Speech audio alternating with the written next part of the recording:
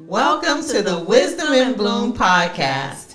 My name is Kamesha, and I am here with Denise, and we started the Wisdom in Bloom podcast for women 40 and over as a place where we can come together and talk about things that impact us women. Yes. Women who are on a journey of self-discovery, a journey of growth, a journey of self-awareness, where we can all be together and chat about all kinds of stuff. Yeah, even women who are starting their next chapter the second time around, or even the third time around. Exactly, because we are always starting over all the time, right? Yes, absolutely. And we need to have safe spaces where we can say that is okay, and you are going to be okay. Yes. Right? Yes.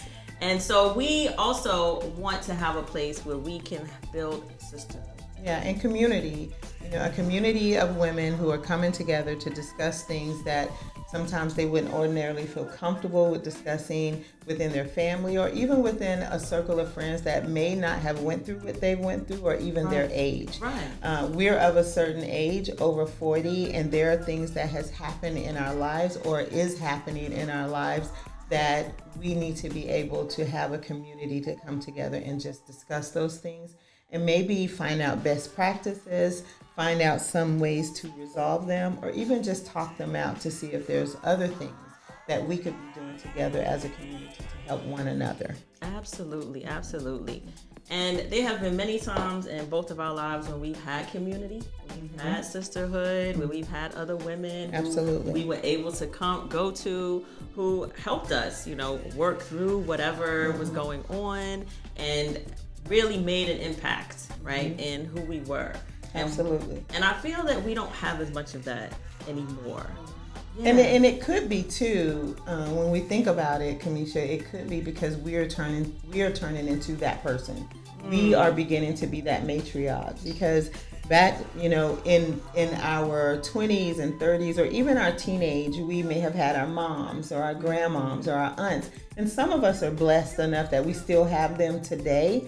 But like in my case, my aunt is gone, my mother is gone, my grandmother is gone, my other aunt is gone, and even a person who has stepped in to be a friend, she's gone. Yeah. And so now the matriarch is me. Right. So now people are looking at me to either continue that community of service, or to continue that community of helping other young ladies, or helping them to be themselves or be aware of what's happening with them. Right. And it's like, how do we continue those talks? How do I continue a community that has been driven culturally for hundreds of years? Right. Now it falls on me. Yes. How do I do this? That's true too. And I think also when you're younger, right, when you're like a young woman, you think you can do more things on your own. You're invincible. Yeah. You feel like you are anyway. And you're fine with that, right? So you're fine doing things on your own. You don't really need a whole lot of people. But I think as you grow and as you do age, you realize, no, I actually do need more, more people, more support around me. And I think one great example is the discussion we had earlier when you said, why do I have such anxiety and a phobia of flying? And then you asked me, have I flown before? Many times. Right. Many years, many times. Right. But as I have gotten older, I have gained a phobia of flying because my mortality has come into question. I now have children. I now have grandchildren. And you want to be able to be there for them. Before then, it was just me. I felt like I was invincible. I could conquer the world, and I feel like I still can conquer the world, but it's different. The playing field is different. The playbook looks different. So my mortality comes into question because now I have all these people who are surrounding me that need me. I heard a young lady say service is the rent we pay to live in this world. And I feel like that's where that comes into. Well, I would say for me, it's actually the opposite. Like, I think the older I get, the more I'm concerned about me and the things I haven't done, right, the places I haven't been, and the parts of the world that I haven't seen. And so it allows me then to be braver. Like, well, if I don't go now, when am I going to go? Right. Yeah. So I am still thinking about mortality, but my mortality and like what my experiences are versus my mortality and like how that impacts other people. Yeah. It's like, oh no, if I die tomorrow, I've not been to Bali. Yeah. Like, and then with me on the opposite, because I was military, I've been to all these places all over Europe. So I did it in the beginning, and now here I am at the end, and my anxiety and phobia has set in so bad that it's like, oh, I've done that already.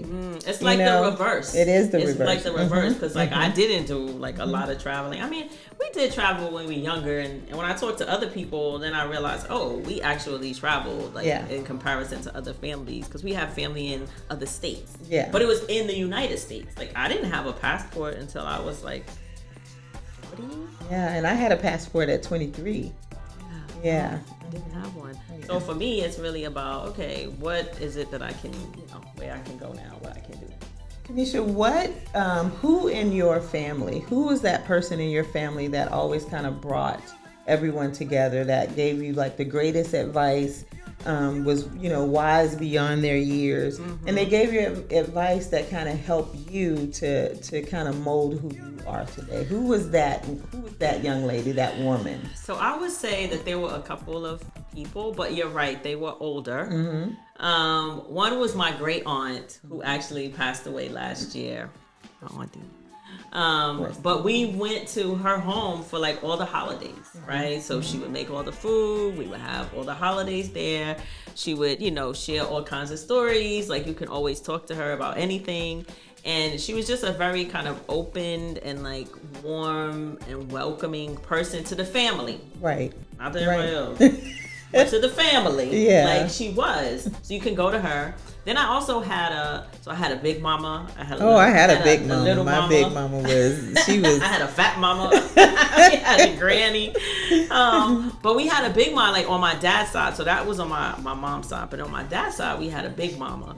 But big mama, she was different. But she also was open, but she was like a city girl. Like she, even when she was in her wheelchair, she's like, I still got my switchblade, But she also was like very open and very honest, and she would like read your hand. Like she did all kinds of stuff, but she also was like one of those unapologetic women. Absolutely. But I believe that the women from in that community back then were unapologetic.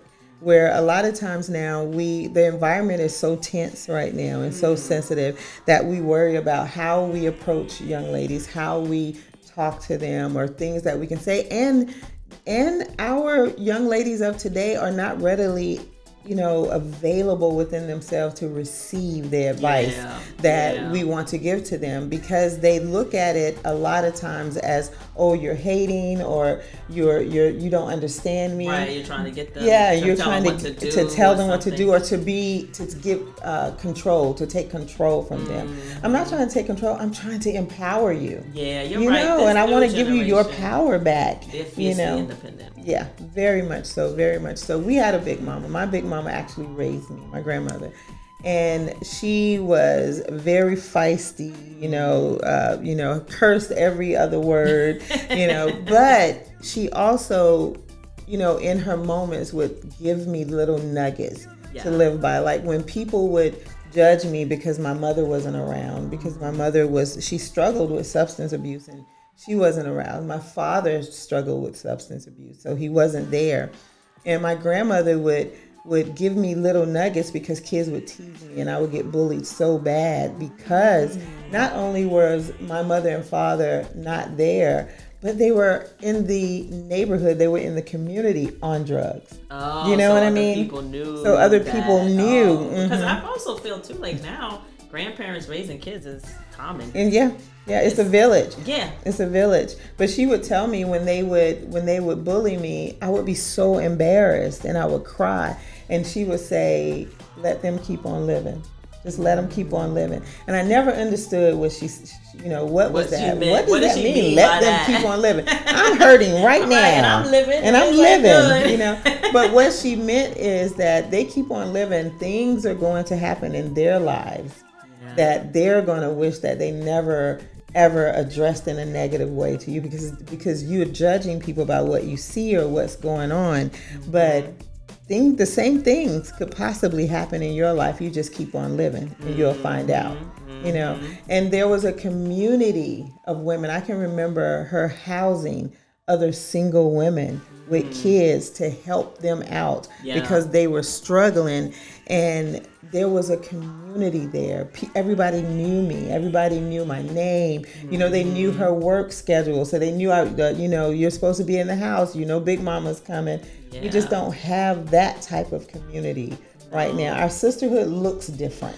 It does. I think some of it it's changed, just like logistically, because I can remember, you know, like when my mom is from Florida, and so a lot of her family is still there. They're still in like the towns that they grew up in. They're still like working in those areas.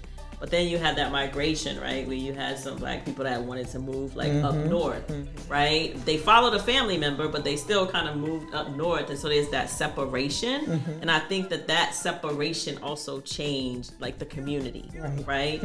And that generation, I guess, because they had to build new community, like when they went to like a new area, they did. Yeah. But it's different now, and I don't know if it's because people don't feel like they need the community anymore, or they're fearful of their community, right? They might be afraid of the people that are there, so they're like, nope, we don't want to be, you know, mingling with them. Yeah. But it's still needed, you know.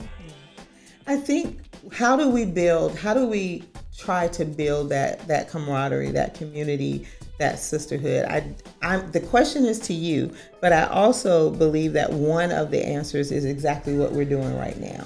Yeah. You know, even though it's in podcast form, we have to meet technology and the culture where it is.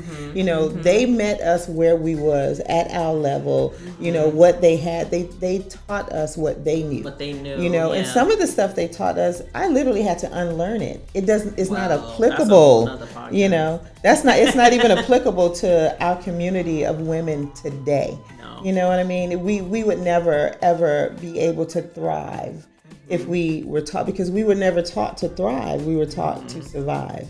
You know, so our entrepreneurial spirit would be, you know, squashed. You know what I mean? Yeah. But I believe one of the answers is we're meeting you where the technology is, where the culture is right now. Yeah. You know, podcasting is the thing right now. We can build a whole community of women of a certain age who are building their second, third, and fourth chapters of their lives, who are looking for self-awareness, self-care, a listening ear, and we can build it globally. It doesn't have to be just in the local community.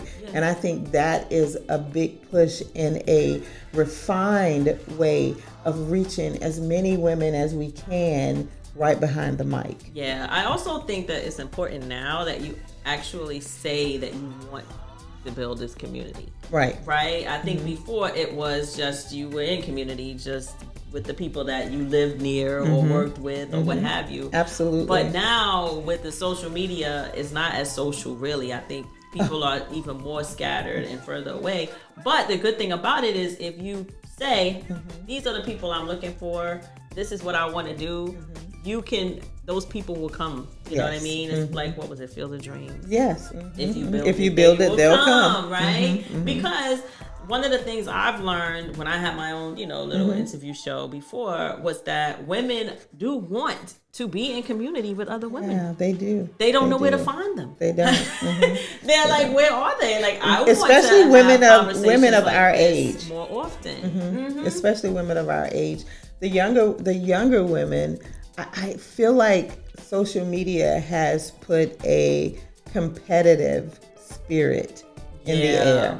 Yeah. So they try to come together, but somehow, somewhere with social media and the whole way it's being used, it becomes crabs in a barrel, and it becomes competitive. Yeah. And we see that even in younger marriages where the woman and the male or the spouse or the partners are competitive toward each other instead of being a team. And no union can be built if I'm competing, right. if I'm competing against you all the time, we're on the same team. We may have different ways to get to the results. Right. But the goal is the same for both of us. Exactly. Right. Which is the beautiful part of it. Also, too, with social media now, it's different. I know that there's that competitiveness, but I also feel that some people are not. I hate to keep using the word authenticity and being genuine and real and stuff, but they're not. They're fake. So if you are going to be on social media and have some facade, then that's what you're going to attract. Yeah. Right? Other fake people who are pretending. Yes. Right? But if you are being yourself and you're saying, hey, this is really what I want. I really wanted a community of people who love to sit around and learn about microphones. And you sit and you talk about microphones, and you will get people who actually really genuinely care about that. But if you're saying, oh, I just want to take pictures of me on a beach somewhere, what are you going to attract? You know what I mean? And there's always the happiness. There's always sometimes you struggle. Yeah. You struggle. Sometimes people need to see your struggle to know that you're human. It humanizes you. For sure. I believe that Tabitha Brown, I believe that she is a huge success because she is who she is on camera and off camera. Yeah, she's the same. Whatever you see, she's a person. And I don't think it's the products. I don't think that it's the hair. I think it's her and who she is and her authenticity and her organic way of reaching other women who are going through the same things that she has went through. I think she really does care about women, right? I think she does, and I think you have to. And it comes across that way. Yeah, and I think I believe wholeheartedly that you have to, even as we are building our community through the Wisdom and Bloom podcast, if we didn't care, then this would not work. And we have had conversation for years. I think when you lived in Dubai, we talked once a month. We had a Zoom. We did. We had our own internal podcast. I kept my community alive. You kept them alive in the United States, even when I was away, and even as I was in Dubai, building more community. And I think that was one of the things we talked about, because I actually found a group of women there, a couple of different groups of women. Right. It's different. We've talked about living outside the United States, but like you said, here it is more of just a competitiveness. People always want to know what you want from them. Whereas there, people were genuinely like, hey, you're from the United States. Tell me about the United States. Tell me about what happens there. Absolutely. Tell me about what you do, and I'll tell you about here and what I do and where I'm from. And there was like a real interest in like getting to know the person. Yeah. And of course, I was there during COVID, which could have been a very isolating time. But I had women who would like check on me. We would check on each other. We would deliver each other different things just to say, hey, like, I'm thinking about you, I'm with you. It wasn't as isolated as some people felt, I think, in other parts of the world for me. Absolutely. Because people knew that we were alone, right? Yeah. These are other women who were mostly single. A couple of them, I think, were married. But still mostly single, that were like, well, I want to make sure my friends are okay. We need to check on each other. Yeah. So that definitely was a time for me. And it was different groups of women. So I had groups of women at work. I had joined a meetup group, which I don't know that people really pay attention to. And someone told me about it. I'm like, people really use meetup They groups? really do. But we did a meetup group for Black women in Dubai that were from the United States and from the UK, many from Africa, but still just wanting to create community, wanting to come together and wanting to have shared experiences there. And it was super meaningful, and it really helped me to not feel so alone when I was actually, alone. Well, I think you did great with keeping the communities intact. I think you did great with keeping your community over there intact and over here, because you are the one who said, okay, come on, I'm gonna put a Zoom on for you. I'm gonna put a Zoom on for you. I'm gonna put a Zoom on for you. And the whole 2 years or so that you were over there, we talked almost every month, at least once a month. Yeah. We talked, and we had great, meaningful conversations, tears, going through so much, but we needed that. And that's what this podcast is about. Yes. That is exactly what this podcast is about. It's us reaching out. So I'm loving this, and I'm so happy that we're doing this, Kamesha. Thank you so much. Thank you so much. And I love the name Wisdom in Bloom. Wisdom in Bloom. The transformation of butterflies, the flowers are blooming because we transform. We evolve. Yes. We evolve. Mm-hmm. What can the audience expect for our next few episodes? Well, I'm excited because one of our upcoming episodes is going to be a roundtable, right, with other women, where we talk about community. Yes. We're going to talk to women who actually have built communities with women, and then others who, may have not and are looking for community. So that's going to be very exciting. We also are going to talk about self-acceptance. Yes, right? Absolutely. We just touched that, a little bit briefly. But I do think the older we get, you think people would be more accepting of who they are, but I feel it gets worse. It gets harder. It gets harder. It get harder? It does. It does. Because you're also continuing to find your place.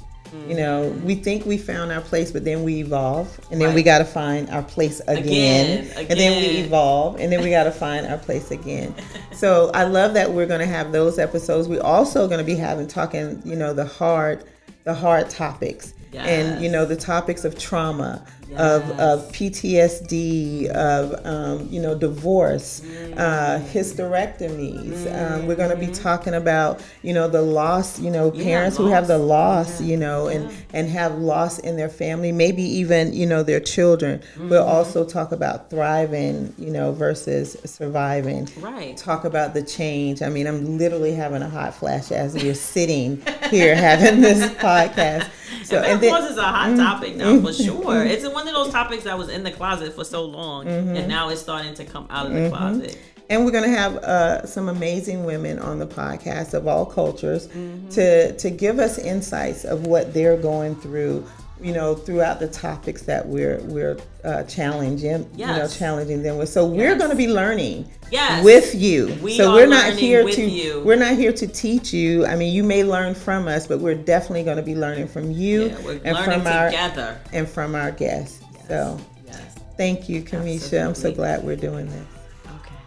Thank you so much for joining us on our Wisdom in Bloom podcast. We are so happy to have you here with us on this journey, and you can expect many great conversations. And we want you to follow us on all of our socials, Wisdom_in_Bloom. Yes. On Instagram and Facebook. And then, of course, we have Wisdom in Bloom TikTok. Yeah. Now we're working on it. TikTok is the new thing. You guys follow us.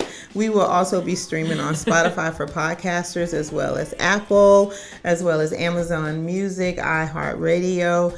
Just follow us, subscribe to us, and rock with us, you guys. We really, really want you guys to get a sense of community on what we're building. Thank y'all so much. Thank you. Thank you. Thank you, Kamesha. Thank you, Denise. Keep blooming, ladies. Keep blooming, ladies.